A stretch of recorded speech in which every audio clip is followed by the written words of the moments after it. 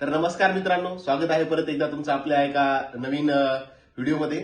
तर आज आपल्यासोबत आहेत सूरज यादव सर, जे की कर्नाटका बँकमध्ये as a probationary officer join झाले होते. आता ते असिस्टंट मॅनेजर आहेत. तर सर, आपण तुम्हाला माहिती आहे मित्रांनो की तुम्ही बँकिंगची प्रिपरेशन करता, तर तुम्हाला एसबीआय, आयबीपीएस, आरआरबीपीओ हे 3-4 जॉब माहिती आहेत, जास्तीत जास्त इन्शुरन्स सेक्टर रेग्युलेटरी बॉडीज. पण असे काही जॉब्स आहेत जे की खरंच एक चांगले जॉब आहेत. जसं की तुम्ही बोलू शकता Karnataka bank, federal bank, south Indian bank, ह्या प्रायव्हेट बँक आहेत पण आयबीएच्या अंतर्गत येतात. आणि याचे जे काही जॉब्स आहेत खरंच बेटर दॅन पीएसयू असं आपल्याला म्हटलं तरी चालेल.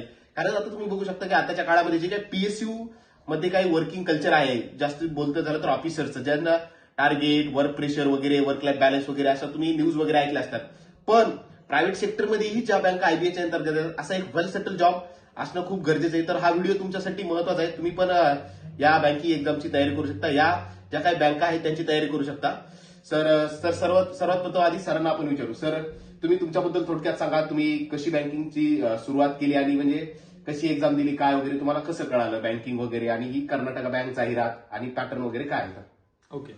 तर आता ओळख तर तुम्ही करूनच दिली. सूरज यादव माझं नाव आहे. कर्नाटक बँकमध्ये मी जॉईनिंग केलं होतं 2024ला आणि मी प्रिपरेशन चालू केलं होतं 2022ला, जून 2022ला. त्याच्यानंतर मग कर्नाटक बँकचे बरेचसे ऍड येतात, त्याच्यापैकी मी कर्नाटक बँकचाही फॉर्म भरला होता आणि सेम पॅटर्न होता, single exam interview selection. Okay. आणि मी त्यावेळेस फक्त म्हणजे पे स्केल बघूनच बऱ्याचशा जॉबला अप्लाय करायचो. तर त्याच्यापैकी हे एक होता की पे स्केल बघायचा आणि अप्लाय चांगली सॅलरी चांगली सॅलरीचा आहे तर अप्लाय करून द्यायचं. मग त्याच्यानंतर बऱ्याचशा गोष्टी माहिती झाल्या की वर्क कल्चर वगैरे चांगलं आहे, बँक चांगले आहे. आता तुम्ही जसे 2-3 नावं घेतली त्या बँका असतील की ज्या पीएसयू मध्ये येत नाहीत पण त्यांचं वर्क कल्चर चांगलं आहे. आणि दुसरी गोष्ट त्याहून महत्वाची, आता त्याच्यात आणखी करूर व्यास बँक आहे, नैनिताल बँक आहे. तर ह्या गोष्टी आहेत या बँकांमध्ये. आणखी वर्क कल्चर वगैरे आहे चांगलं, व्यवस्थित प्रॉपर गोष्टी आहेत. आणि पीएसयू मध्ये पण आहेत, असं नाही की नाही. पण कसं होतं, मुलं बऱ्याच वेळी काय होतं की अडकून राहतात की फक्त पीएसयू म्हणतात किंवा फक्त याच बँकांचं प्रिपरेशन करायचं का. तर आपल्याला जर ह्या गोष्टी समजल्या लवकर की बाबा काय केलं पाहिजे काय नाही केलं पाहिजे, तर थोडंसं बेटर जातं, सिलेक्शन होणं थोडंसं इझी होतं.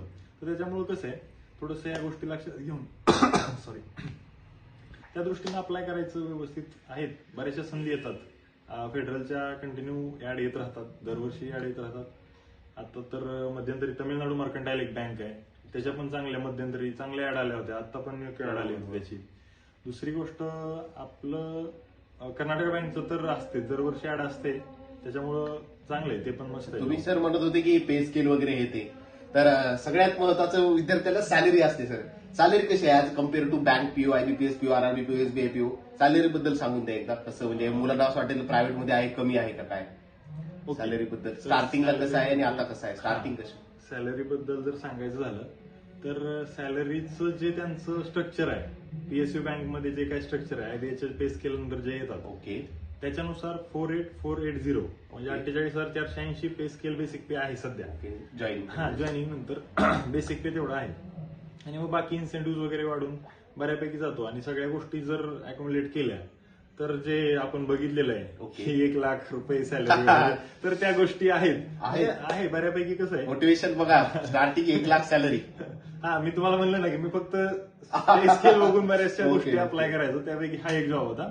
आणि वर्क लाईफ बॅलन्स चांगला आहे. तुम्ही जे म्हणलात की वर्क लाईफ बॅलन्स वगैरे असेल तर म्हणजे सध्या तरी आहे की वर्क लाईफ बॅलन्स ठीक आहे, चांगलं आहे, बऱ्याचशा गोष्टी. बरं सर, तुम्ही जॉईन केल्यानंतर तुम्हाला असं वाटलं की ठीक आहे, मी आता प्रायव्हेट बँकेत आलोय, तर मला आता दुसऱ्या गव्हर्नमेंट किंवा पीएसयू मध्ये ट्राय करायला पाहिजे. तुम्हाला असं वाटलं नाही का शिफ्ट व्हावं? कारण बरेच जण असे करतात, आयडीबीआय जॉईन करतात किंवा तिकडे जातात, शिफ्ट होतात. तुम्हाला असं वाटलं नाही का तुम्ही आता इथेच म्हणजे प्रमोशन पॉलिसी वगैरे तुम्ही म्हणताय चांगली आहे, तर कसं काय आहे, तुम्हाला इथेच ठेवायचं आहे? म्हणजे तुमचा काय विचार आहे त्याच्या मागे वगैरे, काय इथेच वगैरे? आता मी इथं का राहिलो हे सांगतो. मी पुढे म्हणजे आणखी काय, कारण भविष्यात होऊ शकतं की मी इकडे तिकडे जाऊ शकतो किंवा इथेही कंटिन्यू करू शकतो, तर त्या संभाव्यता आहेत. तर त्याच्यापैकी सगळ्यात महत्वाचं काय आहे की सध्या मी जॉईनिंग केल्यानंतर प्रिपरेशन बँकेत आल्यानंतर जरा थोडेच लोक आहेत की ज्यांचं प्रिपरेशन कंटिन्यू राहतं, त्याच्यापैकी मी एक नाहीये त्या थोड्या लोकांपैकी. त्याच्यामुळे माझं तर डिस्कंटिन्यू झालं. आणि आहे चांगलं, मला बरं वाटलं जॉब, म्हणून मी सोडून दिला विचार. जास्त काही डोकं नाही लावायचं म्हणलं, आता थोडंसं लाईफ एन्जॉय. प्रमोशन पॉलिसी कशा आहेत सर? प्रमोशन पॉलिसीज चांगल्या आहेत. मी तर म्हणेन PSU पेक्षा मला थोडंसं बेटर हँड वाटतो. कारण सध्या काय आहे, युजली PSU मध्ये 2 वर्षाचा प्रोबेशन पिरियड असतो आणि इकडे कर्नाटक बँकमध्ये जर PO न जॉईन केलं तर 1 वर्षाचा प्रोबेशन पिरियड असतो आणि जर क्लरिकल किंवा CSA जॉईन केलं तर त्यांना 6 महिन्याचा असतो, जो की मला वाटतं तिकडे PSU मध्ये 1 वर्षाचा आहे. तर त्याच्यानंतर आणि प्रमोशन पॉलिसीज कसं आहे, इंटरनल प्रमोशन पण खूप फास्ट होतात आणि चांगलं कल्चर असल्यामुळं वेल अँड गुड आहे, चांगलं आहे. ओके, तुम्ही बघू शकता सरांनी सांगितलेलं आहे की वर्क लाईफ बॅलन्स पण आहे, प्रमोशन पॉलिसीज पण आहेत, लाखभर पगार आहे जॉईन झाल्या आणि तुम्हाला असं वाटत असेल प्रायव्हेट बँक आहे यार वगैरे, पण सर असं म्हणजे मुलांच्या मनामध्ये खूप राहतं. आता हे HDFC, ICICI बँक इकडे सेल्स वगैरे टार्गेट आहे, टू बी ऑनेस्ट टॅक्सीस वगैरे येते, कारण ते IBAच्या अंतर्गत नाही, त्यांच्या प्रायव्हेट बँका वगैरे म्हणजे प्युअरली. इकडे तुम्ही IBAच्या अंतर्गत येते, जसं कर्नाटक बँक झालं, साऊथ इंडियन, तमिळनाडू मर्चंटाईल, अजून जसं तुम्ही नैनिताल बँक सांगितलं, करूर व्यासा बँक सांगितलं. सर म्हणजे काय सांगाल वर्क कल्चर बद्दल? सुट्ट्या मिळतात का, हॉलिडेज तेवढं वगैरे, मॅनेजर प्रेशर टाकतात का, सेल्स वगैरे टार्गेट, रात्री किती वाजेपर्यंत बसावं लागतं, म्हणजे जे काय आता तुम्ही बघू शकता PSU मध्ये असं खूप सारं आहे. तर हे खरंच पर्टिक्युलरली जे काय आपल्या 2-3 बँक सांगितलं, federal bank, Karnataka bank, Tamil Nadu mercantile, south Indian bank, ह्या बँका म्हणजे काय आहे टू बी ऑनेस्ट सर? हा, तर आता कसं आहे, जिथं काम आहे तिथं टार्गेट कमी आहे आणि जिथं टार्गेट आहे तिथं थोडंसं काम कमी आहे, किंवा मग दोन्ही ठिकाणी दोन्ही जास्त असू शकतं.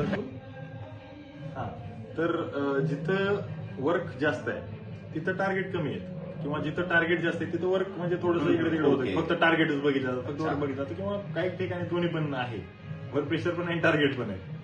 तर या गोष्टी तर आपण ज्यावेळेस आता रस्ताच बँकिंगचा चूज करतोय त्यावेळेस असं नाही म्हणायला पाहिजे की काम मला जास्त पडतंय किंवा ह्या गोष्टी जास्त आहेत. तर ह्या गोष्टी नाही, तुम्हाला भेटतंय काम तर केलं पाहिजे आणि आहे वर्क लाईफ बॅलन्स वरती काम होतं बऱ्यापैकी. जर आहेत की म्हणजे आहे पण एवढं पण नाही की तुम्ही जास्तच वगैरे, आणि ऑब्व्हियसली बँकिंग हे थोडं कस्टमर म्हणजे रिलेशन आहे, तर त्याच्यामुळे तुम्हाला माइंडमध्ये ठेवावंच लागणार आहे की यार आपल्याला या गोष्टी शिकायच्यात, कम्युनिकेशन स्किल आणि ते अडॉप्ट वगैरे करायचे. सर इथे म्हणजे आता कर्नाटक बँक आहे, साऊथला हेडक्वार्टर वगैरे आहे, तुमची पोस्टिंग आता सर गुजरातमध्ये अहमदाबादला पोस्टिंग आहे, सर प्रॉपरली सोलापूरचे आहे. तर सर म्हणजे असं कोणी जर म्हणतं घराजवळ पोस्टिंग पाहिजे वगैरे, ह्या गोष्टी म्हणजे असं वाटेल की ठीक आहे मी जॉईन केली south Indian bank, Karnataka bank, मला घरापासून दूर पोस्टिंग भेटेल, तर ह्या गोष्टीबद्दल तुमचा पॉईंट ऑफ व्ह्यू काय आहे? म्हणजे आता पोस्टिंगच्या बाबतीत जर बघायला गेलं तर शॉर्टमध्ये सांगतो तुम्हाला, पोस्टिंगचं हे नियर बाय स्टेटमध्ये पोस्टिंग देतात. म्हणजे जर समजा आता आपलं महाराष्ट्र आहे तर गुजरात देतात, किंवा जर तुम्ही समजा नांदेड वगैरेच्या आहात तर तुम्हाला मध्य प्रदेशच्या वगैरे आसपास पोस्टिंग देतात, जेणे की तुम्हाला ऍक्सेसिबल आहे, असं 12-14 तासांचा रस्ता वगैरे असतो. आणि मी सर्वांच्या बाबतीत म्हणजे इन जनरल बोलतोय की आता रिसेंटली जे जॉईन झाले त्यांचं, त्याच्यामुळे पोस्टिंगचं वेल अँड गुडच आहे. आणि नंतर ट्रान्सफर वगैरे होऊ शकतं ना? डेफिनेटली ट्रान्सफर पॉलिसी जवळ आपला म्हणजे जवळचा जिल्हा वगैरे मिळू शकतो. हा, जिल्हा वगैरे भेटू शकतो आणि ट्रान्सफर पॉलिसीज पण आहेत चांगले, वेल अँड गुड आहेत सध्या तरी, त्याच्यामुळे काही हरकत नाही. तर बेसिकली आपण एक जॉबचा ओव्हर कल्चर बघितला, transfer policy, promotion, work life balance, salary वगैरे हे ते. तर सर एकदा प्रिपरेशन बद्दल सांगू द्या की तुम्ही बेसिकली हे कशा जाहिराती येतात आणि तयारी कशी करायला पाहिजे ह्या बँकेच्या पर्टिक्युलरली. बाकी आपले PSUच्या मॉक टेस्ट वगैरे येते देतात, पण ह्या बँकसाठी काही वेगळं करायला पाहिजे का? कारण हा कर्नाटक बँक प्रायव्हेट म्हणजे थोडंफार चांगली बँक वगैरे आहे, दुसरं थोडं आहे, तर इंटरव्ह्यूला वगैरे तुम्ही कसं केलं होतं, म्हणजे त्या दृष्टिकोनातून स्पेशली त्याच्यासाठी कसं करायला पाहिजे? Quant reasoning, English plus interview. हा, क्वांट रिजनिंग आणि इंग्लिश किंवा जे काही आपले सब्जेक्ट आहेत जनरल बँकिंगचे ते सरळ कंटिन्यू सोबत चालूच होता अभ्यास. त्याच्या व्यतिरिक्त मी इंटरव्ह्यूला माझा स्पेशल वेळ द्यायचो. आणि इंटरव्ह्यूला कारण गरजेचंच आहे, ह्या बँकांमध्ये जर सिलेक्शन घ्यायचं असेल, जे आपण बोललो आता PSU व्यतिरिक्त जे आहेत गुड्स पे स्केलवाल्या, तर त्यांच्यात जर सिलेक्शन व्हायचं असेल तर इंटरव्ह्यू खूप महत्वाचा मुद्दा आहे. आणि अवघड आहे असं नाही म्हणत मी, महत्वाचा मुद्दा आहे. त्याच्यामुळं असं लोकांनी नाही म्हणायला पाहिजे यार फक्त मग इंटरव्ह्यूवर सिलेक्शन होतं काय त्यांचं, तर असं काही नाही. तर आहे, इंटरव्ह्यूला तुम्ही दिलं पाहिजे कारण तो एक पार्ट आहे त्याचा.